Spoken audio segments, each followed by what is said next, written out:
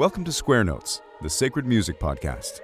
Your chance to learn about the teachings of the Catholic Church on sacred music, both in theory and practice.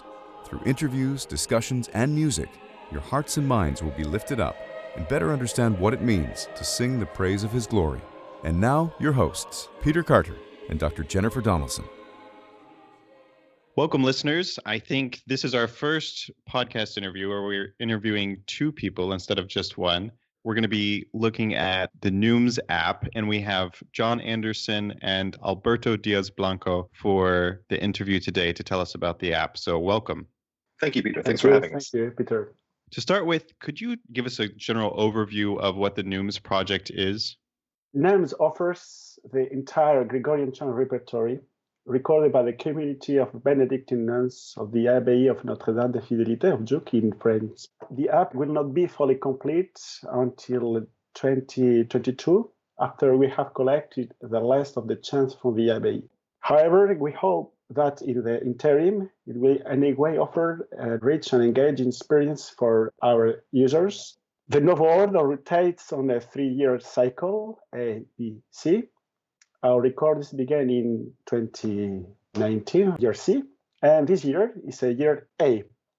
Therefore, there will continue to be some discrepancies until the chants are entirely recorded and compiled into our database.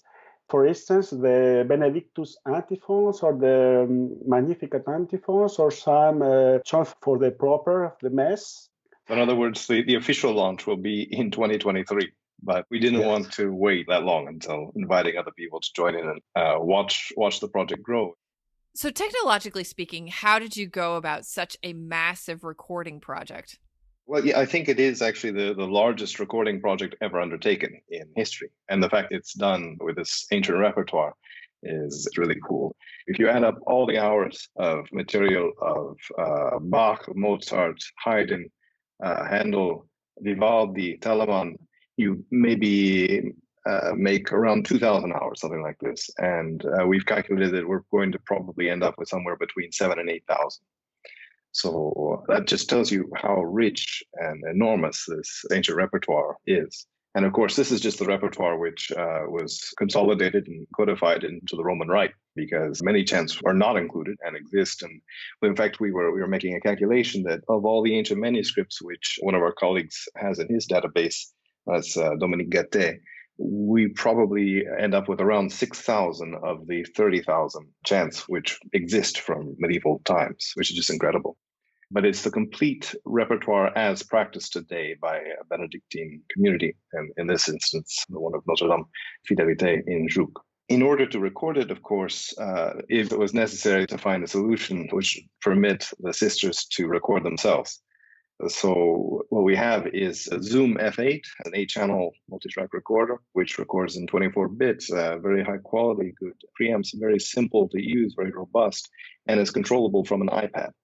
So the sisters in Jouques received their first iPad together with this project, and they very simply press record when the service is about to start and stops when it's over. And at the end of the day, they take the SD card and plug it into the computer, which is automatically configured to upload the materials to our Google Drive account. The only challenge, of course, was getting high-speed internet access to the monastery. One of the most fun parts of this story is our trip to the telephone store to get a contract for them for internet. They were offering us 4G modems, of course, one with 2 gigabytes per month, one with 5 gigabytes per month. I said, no, you don't understand. We need 25 gigabytes per day. And the guy behind the counter looked at us and said, but the sisters, what do they need to do? And because we were recording contemporaneously 10 channels, 8 channels plus 2-channel premix. And so we get around 25 gigabytes per day of audio material from them, which my colleague Fabio, also here in Italy with me, then downloads mixes and masters. And based on the notes from Alberto and my other colleagues, Dominique Rochoux and Dominique Gattet, he cuts them into the tracks, labels them as whatever hymn, whatever antiphon and psalm, etc. And then from there, they go back into Dropbox, and Alberto and both Dominiques upload them and consolidate them into the components which make the application run. Wow, that's really incredible. And to think that incorporating a monastic community into that process is really remarkable. Can you walk us through the Neumz app and all its features? Each chant is synchronized with its square note score, even the lessons, oraciones, the prayers, and there is also the Latin text and its translation into the user's language. In the future, there will be a search tool, something very useful, especially for scholars. And Dominique Gattet, our colleague, he works with the most important manuscript database, Cantus database in Regensburg in Europe. So Neumz in the future will be linked with Cantus database. Oh, wow, that's great. For scholars, this connection between Neumz and Cantus database will be wonderful. Neumz is the only complete recording and the first complete digital resource for liturgical materials. The contents of the Psalter, Lectionary, Collectary, Antiphonary, Responsoriary, and Gradual are assembled into a 21st century multimedia that we name Liber Digitalis. So in the 20th century, there was the Liber Usualis, and in the 21st century, there will be the Liber Digitalis. It's a great name. I like that. Trademark is pending. So we can steal it right now then. So the recording project is so massive and impressive, but even the scope of your website with offering explanations of the structure of the Roman Rite, both for the Divine Office and the Mass, and including several languages with translations of the Psalms. It's really amazing how accessible it is for people all across the world. What are your hopes for what the entire Neumz project will accomplish? We want to make known this liturgical treasure. In fact, Neumz offers the possibility of listening to the canonical hours of the first morning prayer, Matutinum, followed by Lauds, passing through the so-called minor hours, until arriving in the evening at Vespers, at Vesperas, to end the day with the prayer of Compline, at Completorium. Neumz allows to our subscribers to sing together with the nuns, if they want, or to listen and meditate this sung prayer. Don't forget that Gregorian Chant is, first of all, a sung prayer for our Creator. Neumz offers for the first time this possibility, the entire repertory in its natural liturgical context. I've been really impressed that your website is both in English and Spanish, and you also have the translations for the texts of the liturgy in English, Spanish, French, and Italian. And German is also pending. Oh, that's great. Wonderful. I know, especially here in the United States, there's a growing interest in Spanish and access to Spanish materials for the liturgy. I, in particular, am really excited about what you guys are doing. And I'm just wondering, have you had a lot of interest in the project outside of the English-speaking world? Yes. Yes, quite a lot. I think in terms of our user base, still the United States is one of the largest. English-speaking world is certainly the largest, but Spanish, both considering Spain, but especially South America, is just behind. And then followed, I think, by Italy, then France, and then Germany. But it's also an effect, I think, of the press which we've been getting, and it's been coming out in these languages. And the intention, of course, is to be able to offer this resource for the entire world. And that's why we launched on Pentecost. Is the idea of taking these words and being able to speak them in everyone's language and bring them to the entire world. It's definitely going to be a long haul before we arrive to every language, obviously, and we may never arrive to some. Loquebantur in variis linguis. Yes. So could you tell us more about the nuns at Jouques? How did you meet them, and how did you come to the idea of doing this project with them? I mean, it's a huge undertaking for a monastic community, and monastic communities are not known for their swift decision-making. I'm sure that it was a long process in trying to figure out what the project would look like with them and how it integrated with their life. Indeed, it took them 7 years to decide yes, after I first proposed. Wow. But the reason we're doing it with this community, one, is that they are excellent singers and a beautiful monastery of wonderful people and a great community to do the project with. But there's a more personal reason for it, of course, is that my aunt is a member of this community. Oh, and beautiful. My aunt entered in the day after my parents' wedding. And my parents were wed at the chapel of Fontgombault by the abbey there. It's, I think, very rare for marriages to occur at the monastery. But my dad had, years before, spent a year there in novitiate. And obviously he didn't become a monk. But he did go back to the United States, and he was a teacher's assistant at the University of Kansas.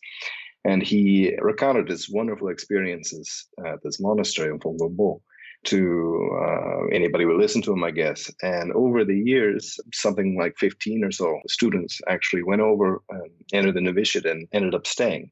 So many, in fact, that I'm sure that you must know about the monastery in Clear Creek in Oklahoma. Yes. That is a foundation of Fontgombault. And all of these American monks entered in after my dad sort of established this tradition of students from the University of Kansas going over to France.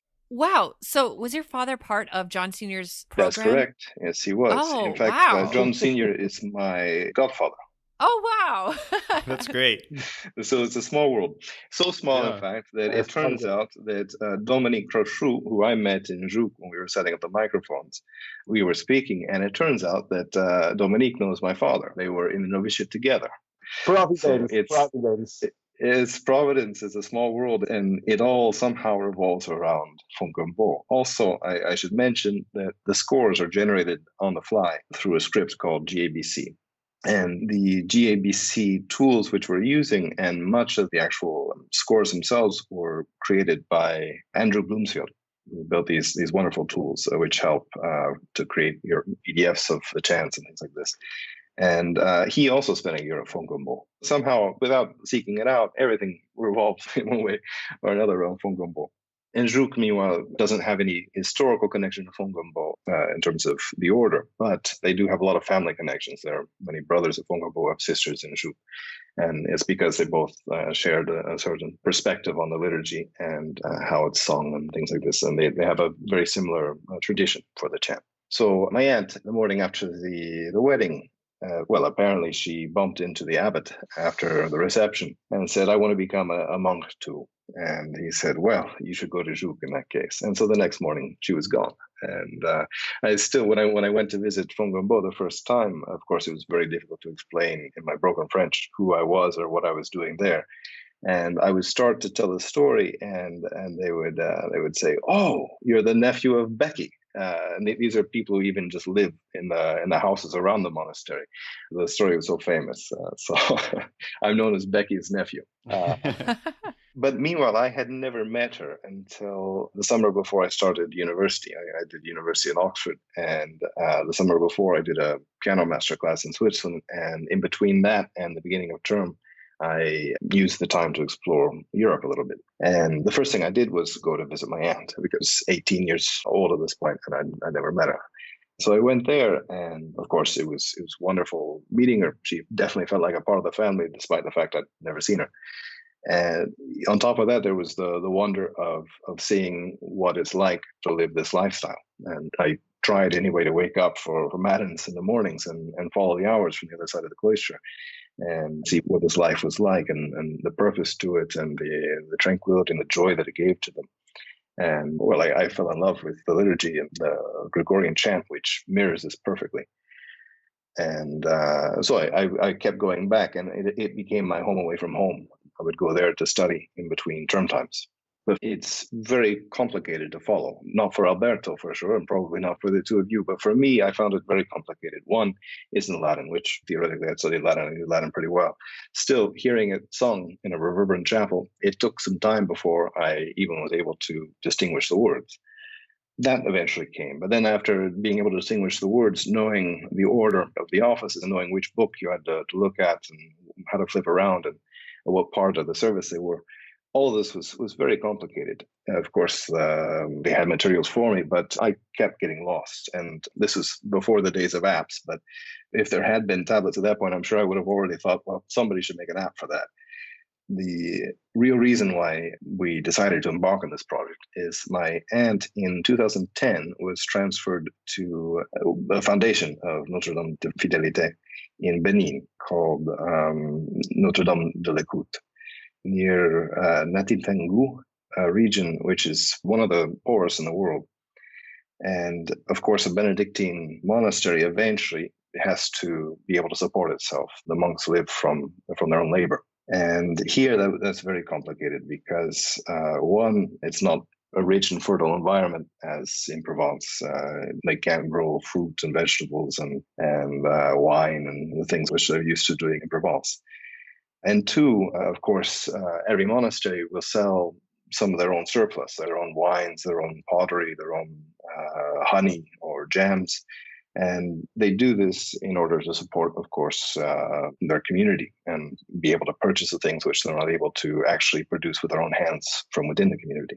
Both these things are complicated at this foundation because there's very little local market to sell to. And yet there's a lot of need, both for the community there and also for the local community who, for example, don't have a central place where they can take their grains to be milled and things like this. So she was telling me about this, and at the same time, of course, she absolutely loved her time there. The joyfulness, the simplicity of the lives, and the closeness to their spirituality that they have there, something which paradoxically us in the West with our worldly riches have less of. So it's a trade-off, of course. But in any case, she was telling me about all this, and my recommendation to her was to try to make a product which they sold digitally to the rest of the world. And I said that the greatest thing which they have, the greatest work which they do, is the prayer of the church. And that same afternoon, I made sketches. If we made a tablet app which combined all these materials and synchronized it to the audio, what would that look like? And it's more or less what the app looks like, actually. My aunt, of course, had never seen an iPad before, never heard anything sings before, but she thought it sounded like an interesting idea, and she proposed it around the community. Well, they thought about it for 7 years, but that's normal. The church is slow. Everybody knows decisions with the church take time. And just a couple of years ago, I spoke in person with the mayoress in Jouques, and then she had me speak with the entire community in Jouques, and I explained the project, and everybody decided that it was the right time to do this. Of course, the divine office is not a personal prayer. They offer it on behalf of all mankind, and it's the official prayer of the church. So in a certain sense, the goal of this project is to extend what they're already doing and offering it in a more modern, more digitalized form, obviously. But the prospects of the beauty of the liturgy and the chant arriving to a much larger number of people than were acquainted with it before was an exciting prospect to them. And then, of course, well, we're offering a free version. It will always be free, but locked in radio mode. In other words, people can always tune in for free and listen to the chants of that hour. But it means, of course, if you want to listen to Matins, you have to be disciplined and wake up at 5 a.m. And if you want to listen to the liturgy of Christmas, you have to wait until Christmas. And instead, we're restricting play on demand for our subscribers, who we call patrons. And that this will unlock all of the liturgy of the database. And 2/3 of the revenues from the subscriptions would go to the community to support them and for them to support their sisters in Benin. When you're talking about the particular hours being offered at the appropriate liturgical time, will the app detect which time zone you're on? Yes.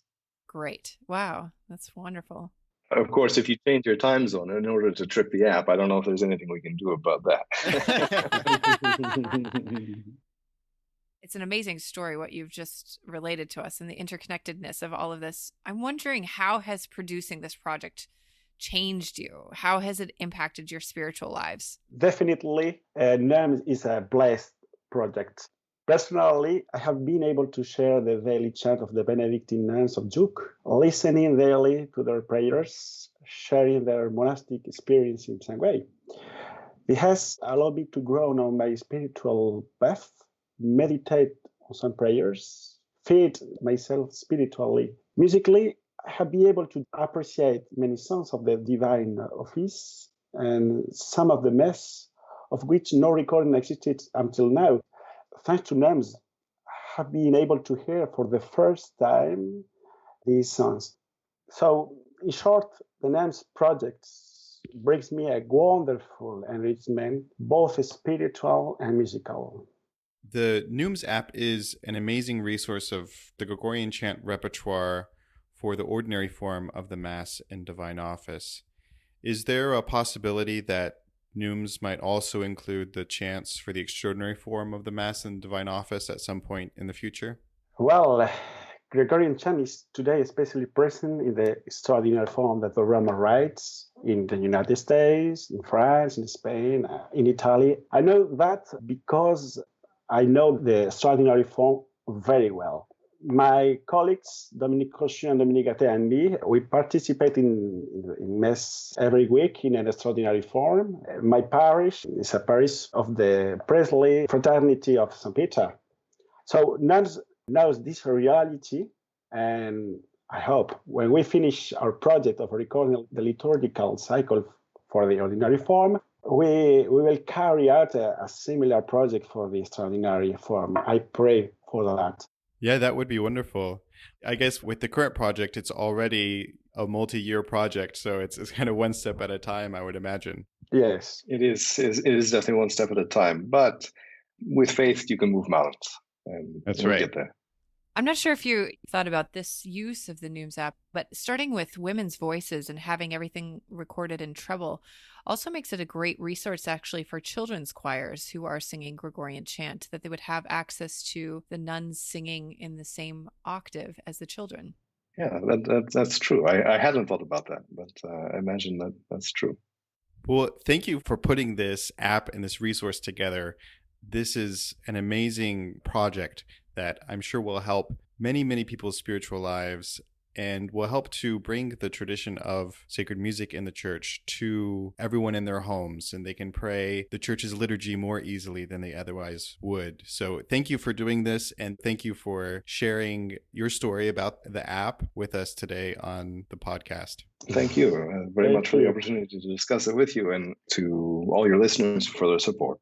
It was a great pleasure. To check out the Neumz Project and keep up to date with their progress, check out their website at neumz.com, and Neumz is spelled Neumz. We hope you've enjoyed listening to Square Notes, the Sacred Music Podcast with Peter Carter and Dr. Jennifer Donaldson. For more information about this episode, sacred music resources, or upcoming events, visit our website at sacredmusicpodcast.com. You can subscribe to our podcast on iTunes, Stitcher, YouTube, SoundCloud, or your favorite podcast app. If you enjoy our podcast, please write us a review on iTunes. This improves our iTunes ranking and helps others find out about the podcast. The music you heard at the beginning of this episode is Hec Dies by William Byrd, sung by the London Oratory's Schola Cantorum Boys Choir, directed by Charles Cole, from the CD Sacred Treasures of England. The music at the conclusion of this podcast is the first movement of Trio Sonata No. 6 in G major by Johann Sebastian Bach, performed by Peter Carter.